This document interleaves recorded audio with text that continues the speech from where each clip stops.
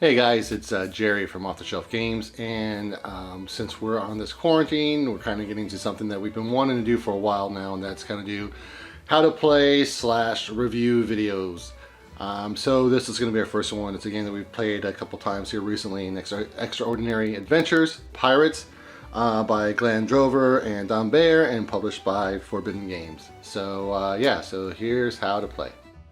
So first we're going to go with setup, and took the board out of the box, and now it says to pick colors and pick your ships. So here we have, you see it comes with 6 ships, 6 colors I mean. We're going to be setting up a 3-player game using these 3 ships. So next it says to pick who the first player is. It says to take the bag that comes with the game, and you take one of each color ship, put it in the bag, shake it up, and we pick out, and oh, red is first player. Good job, red. You can do that, or you can use the Choisy app. Let me show you that real quick. I like this app. If you don't have it, I recommend getting it. Basically, you have 3 players, 3 fingers touching it. Alright, there's the first player. Anyways, either way, pick a first player. Alright, so next you're going to lay out the board, which I've already done, and you're going to place your ships at the starting locations, which is going to be St. Augustine up there at the top, Havana right there in the middle, or right down here, and Gran Granada. Next you're going to take your bag, and you're going to take all of your plastic crates, your goods, and you're going to put them inside the bag. Mix them up. And then you're going to place them on the board. All of the merchant ship spaces are denoted by the ship here. They all have a little red cube next to them, and that dictates how many cubes goes there. So you're just going to randomly draw a cube and put the amount of cubes there where it says. You're going to do that for the whole board. So your board should look something like that once it's all seated. Alright, then you're going to take your treasure tiles, and you're going to shuffle them up, and then you're going to deal 3 for each player, plus 1. So for in this game, we're going to have 10. So 1, 2, 3, 4, 5, 6, 7, 8, 9, 10. And use those. The other ones you're going to leave by the board in the stack. And then these you're going to take, and you're going to lay them out.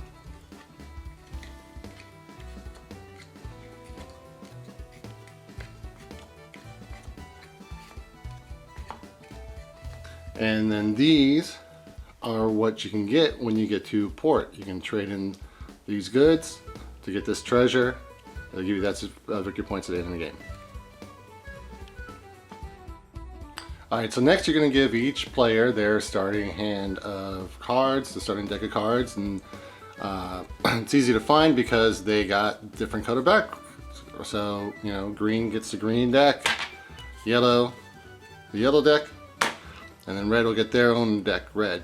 They all consist of the same cards. So you have 1, 2, 3, 4, 5, 6 of the lover cards.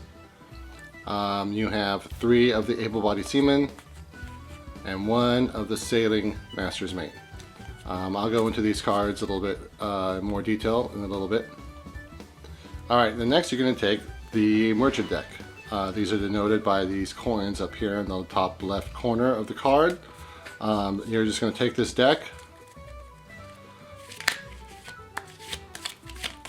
shuffle it up,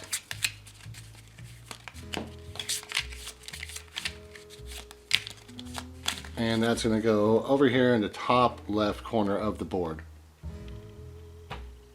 That's the merchant deck. Alright, so next you're going to take the port deck, and the port deck is denoted by the cards that have the port in the top left hand corner. So you're going to shuffle these up, and you're going to put them out and turn over the top 3.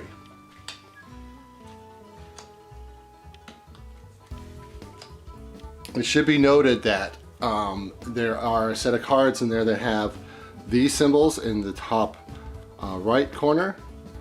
If you want to play a basic game, you would remove the cards with this symbol from the deck. Otherwise, you keep these in. If you play games, just keep them in. I don't think it's that complicated.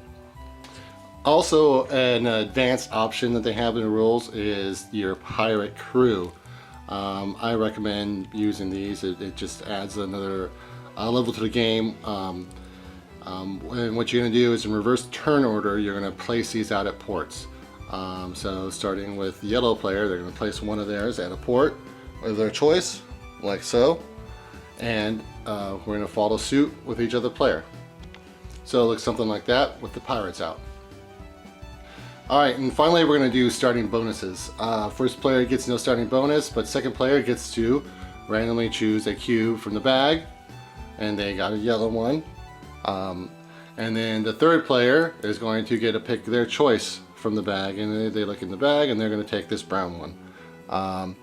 If you're playing with more players, there's more bonuses that go on. It's all covered in the rulebook.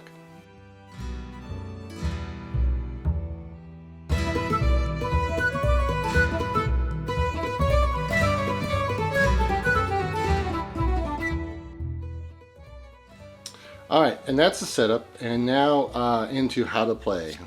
So Extraordinary Adventures Pirates is essentially a deck building game. If you're not familiar with deck building games, they're a game where you start with a deck of cards. You're going to shuffle those cards, you're going to draw a certain number of those. Usually it's 5. That's going to be your starting hand, and then you're going to play those cards, and you're going to play those cards for certain actions. In this case, the actions you're going to play these cards for is movement. In the bottom right hand of the card, you have a number. That's how many spices you can move one of your ships. You can use, in this game, you're going to draw 5 cards. You're going to play 3 of them. So we're just going to play these 3 cards here. So we have a total movement of 6. Now I can use that any way I want between my 3 ships, with the exception that one card has to be towards one ship. So I can put all 3 of them to one ship and move one ship 6 spaces.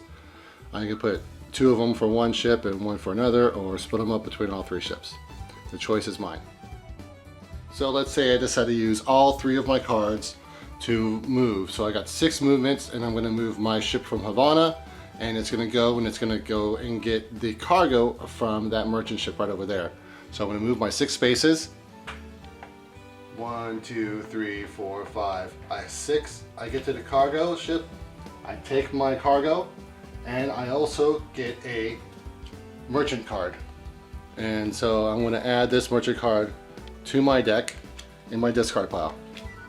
It should be noted that you're going to have the 3 different tracks. You got the top track, which is a blue track, the middle track is a red track, and the bottom track is a black track.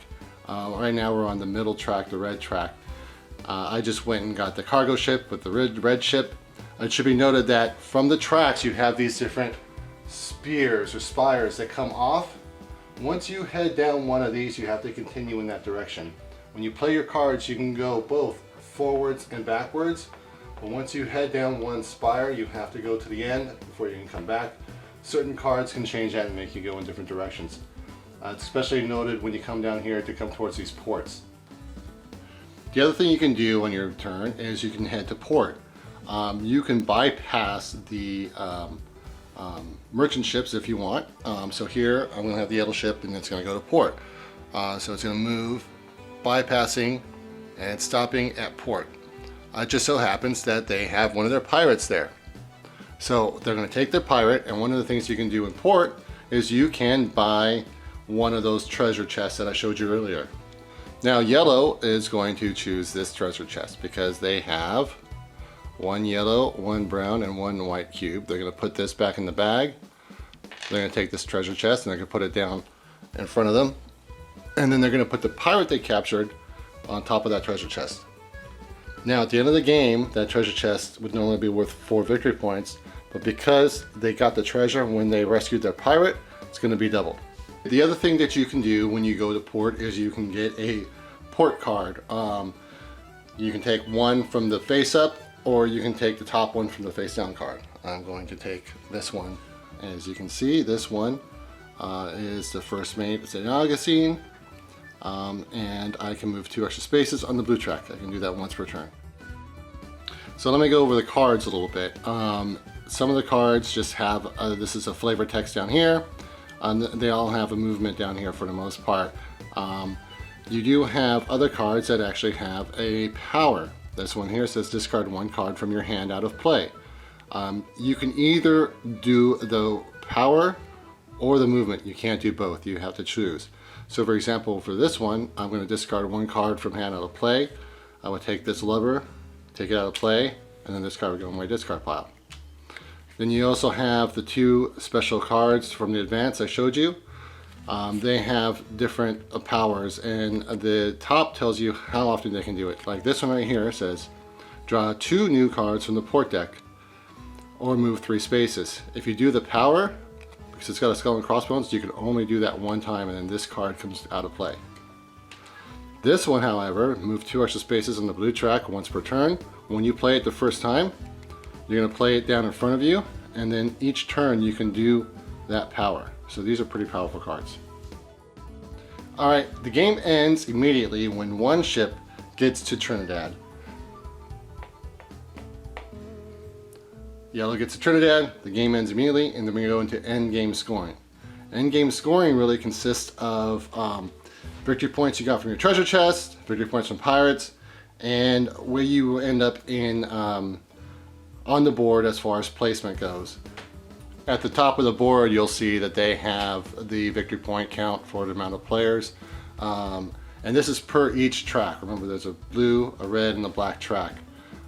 So you could be first on one track and second and last another track, and you'll get the victory points. For a 3-player game, you'll get 12 victory points plus 5, and that's it. If you're in second place in all of them, you'll get those victory points. That's the track scoring. So along with where you land up on the track, you also get victory points, like I said, for your treasure chests. Here, yellow got 8 victory points because it's 4 doubled because they rescued theirs. You also get 1 victory point for every pirate that you captured from the other player, plus 2 more. You would also get a victory point of your own pirates that you don't get treasures for. You get 1 victory point for every 2 chests, so there would be 2 more victory points here. And then you also get victory points for certain cards that give you victory points, like this one gives you 2 victory points. You're gonna tally up your score at the end of the game, and whoever has the most victory points is the winner. And there you have it. That's the setup and how to play of Extraordinary Adventures Pirates. It's a fun game. I suggest you check it out, and I hope you guys liked the video. It's the first one we've done here at Off the Shelf Games as far as setup and how to play. Let us know what you think, yeah, hopefully we'll be doing more of these. Also check out some of our unboxings too.